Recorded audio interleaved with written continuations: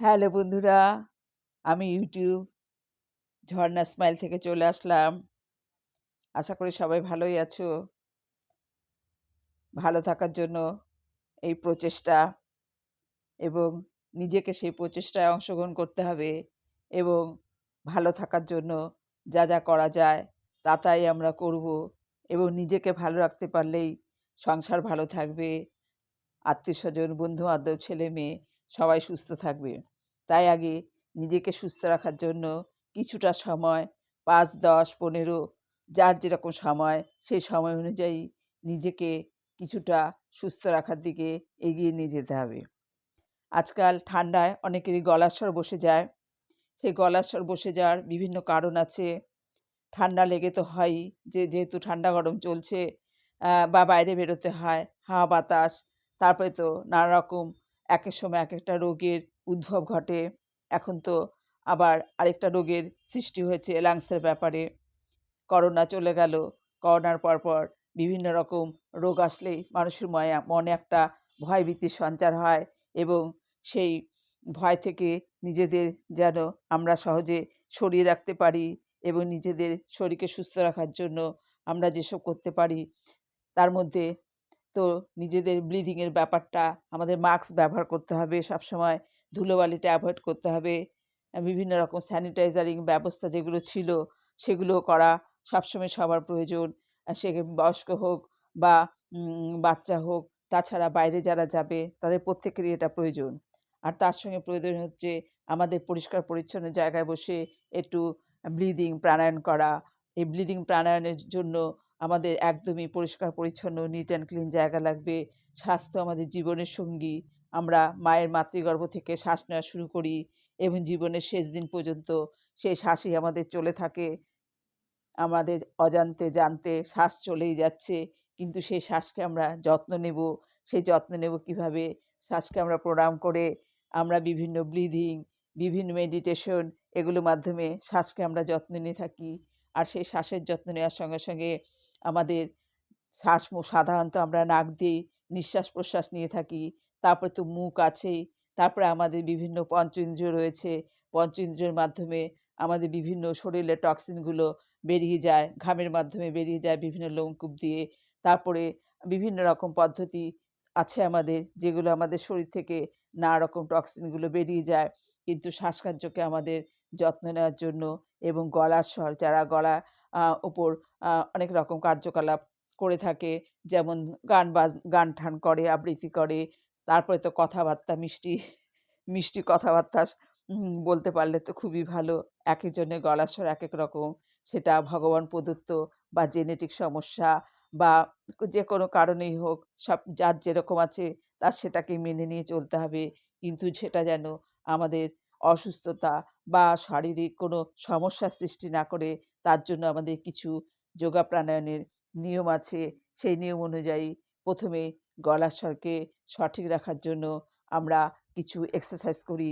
সেটা হচ্ছে প্রাণায়াম। সেই প্রাণায়ামের মাধ্যমে আমাদের গলার স্বরকে ভালো করা যায় এবং গলায় কোনো রকম ইনফেকশন হলে সেটাকেও দূর করা যায় এবং থাইরয়েডের সমস্যা থাকলে সেটাকেও দূর করা যায়। সেরকমই একটা এক্সারসাইজ এখন করব। সেটা হচ্ছে গলার উপর চাপ দিয়ে করতে হবে। তারপর সেই গলাটাকে মাসাজ করতে হবে। মাসাজ করার মাধ্যমে থাইরয়েড গ্ল্যান্ডটাও আমার সঠিক হয় এবং গলার স্বর ঠিক হয়ে যায় এবং কোনো রকম যদি গলায় আমাদের রাস্তাঘাটে বেরোলে বা কোনো বাতাসের সাহায্যে যদি কোনো রকম ভাইরাস এসে প্রবেশ করে, সেটাও সহজেই ক্লিয়ার হয়ে যায় এবং তার সঙ্গে একটু গার্গেল-টার্গেল এগুলো তো আছেই। এগুলো করা হয়, ভেপার নেওয়া হয়। যার যেরকম পদ্ধতি নিতে পারে শরীর অনুযায়ী সেরকম নিয়ে সেটাকে আমাদের শরীরটাকে বিভিন্ন রকমভাবে গলার স্বরকে সুস্থ রাখা যায় এবং বিভিন্ন রোগ জীবাণু বাইরে বাতাসে ঘুরে বেড়ায় বা বাইরে বেরোলে ধুলোবালির মাধ্যমে যেটা আসে সেটাকেও আমরা দূর করতে পারি। তার জন্য ১ম এ আমাদের কী করতে হবে? একটা মুদ্রায় বসতে হবে।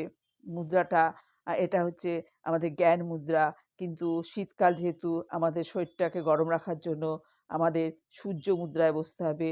সূর্য মুদ্রা হচ্ছে আমাদের এই অনামিকার মধ্য ব্যাক সাইডে মধ্য করে আমাদের এই বা ফিঙ্গার মানে থাম্ব দিয়ে বুড়ো আঙুল দিয়ে চাপ দিয়ে ধরতে হবে। তাহলে এটা হচ্ছে আমাদের থাইরয়েড গ্ল্যান্ড। এই আঙুল দিয়ে আমি চাপ দিয়ে ধরবো এবং এখানে আমি চাপ দেবো। চাপ দিয়ে এই মুদ্রায় আমি বসবো। এটা হচ্ছে শরীরকে গরম করে, তার শরীরে তাপ সৃষ্টি করে এবং শরীরের পাওয়ার বৃদ্ধি করে। এই মুদ্রায় বসে আমি প্রথমে ছোট, ছোট করে ঢোক গিলবো। গলার উপর চাপ দিয়ে ঢোক গিলবো। একটা আওয়াজ করে ঢোক গিলবো। এরকম ঢোক আমি ৫ বার ১০ বার করবো। করে তারপরে পুরো শ্বাসটাকে টেনে নেব। এটা প্রথম অনেকের কাশি হতে পারে। হ্যাঁ? যারা প্রথম করবে, সঠিকভাবে করলে একটু কাশি হতে পারে। কাশি হলে সঙ্গে, সঙ্গে জল খাবে না। আর যদিও জল খেতে হয় তাহলে একটু উষ্ণ গরম জল কাছে রাখবে। সেই উষ্ণ গরম জলটা খাবে। কাশি হলে উষ্ণ গরম জলটাই খেতে হবে।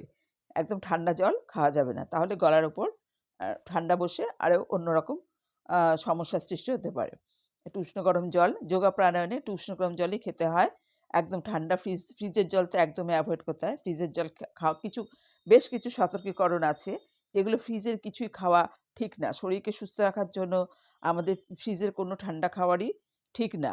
বাচ্চারা খেতে চায় ঠিকই, কিন্তু একদম ছোট বাচ্চাদের থেকে অ্যাম নি যদি তৈরি করা যায়, তাহলে ফ্রিজটাকে একদমই অ্যাভয়েড করতে হবে। আমাদের ফ্রিজের রান্না জিনিসই কি কোনো জিনিসই খাওয়া ঠিক না। টাটকা জিনিস খেতে পারলে শরীর সুস্থ থাকে। কিন্তু আমাদের সময়ের জন্য আমাদের তো রাখতেই হয়। সেটা তো আমরা করবই।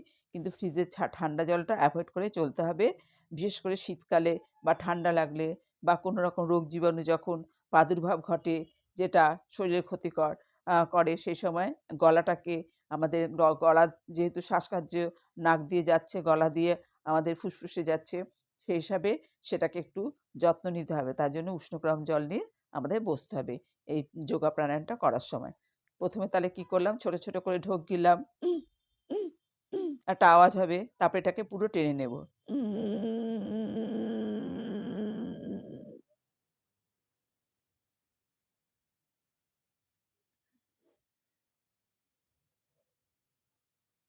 এটাকে টেনে নেব।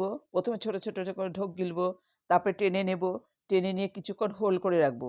এটা করার আরও বিভিন্ন পদ্ধতি আছে। এটাকে হোল্ড করার জন্য আ অনেকে গলা লক করে রাখি। আমরা অনেক করি এটা, আমরা প্যাকেজ যেখানে হয় সেখানে করা হয়। গলাটাকে লক করে রাখি। কিন্তু অনেকেরই আজকাল স্পন্ডিলাইটিসের সমস্যা আছে, ঘাড়ে ব্যথা আছে, যার জন্য ওটা লক করার প্রয়োজন পড়বে না।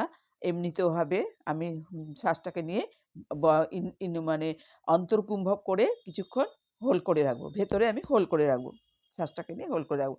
যার বডির ক্যাপাসিটি অনুযায়ী হোল্ড করে রাখবে। তারপরে ধীরে, ধীরে মাথা তুলে ২ নাক দিয়ে শ্বাসটাকে বের করে দেব। এভাবে ৫ থেকে ১০ বার করব। হ্যাঁ? এভাবে ৫ থেকে ১০ বার করব। কিন্তু এটা আরেকটা পদ্ধতি আছে। এটাকে লক করার জন্য এটাকে পুরো লক করে রাখতে হবে। তাহলে কি হবে, ঘাড়ে টান ধরে। স্পন্ডিলাইটিসের যাদের ব্যথা আছে তাদের পক্ষে একটু অসুবিধা হয়ে যায়। সেটা না করে এইভাবে নরমালি করা যায়। তারপরে যদি মনে হয় যে ফুসফুসের বেশি সমস্যা হচ্ছে, সেরকম আমি এটা লক না করে রেখেও শ্বাসটাকে যে আমি হোল্ড করে রেখেছিলাম ভেতরে, অন্তর্কুম্ভক করে রেখেছিলাম, তারপরে আমি এই ডান নাকের ছিদ্রে হাত দিয়ে বাঁদিক দিয়ে শ্বাসটাকে আমি ছেড়ে দেব ধীরে, ধীরে। খুব চট করে আমি ছেড়ে দেব না। ধীরে, ধীরে, ধীরে, ধীরে মনটা আমার থাকবে। মনে চিন্তাভাবনা পজিটিভ হবে যে আমার লাংসে বা গলায় যে সমস্যাটা হয়েছে সেটা যেন ঠিক হয়ে যায়। আমি এটা করার পরে সেটা নিশ্চয়ই ঠিক হয়ে যাবে। আমি ঠিকই সুস্থ হয়ে যাব। সেরকম পজিটিভ চিন্তাভাবনা নিয়ে করতে হবে। তাহলে আর ২ বার দেখাচ্ছি ব্যাপারটা কী হলো। কথা অনেক বললাম। এবার একবার দেখিয়েছি, আরও ২ বার দেখাচ্ছি। প্রথমে ছোট, ছোট করে নেব।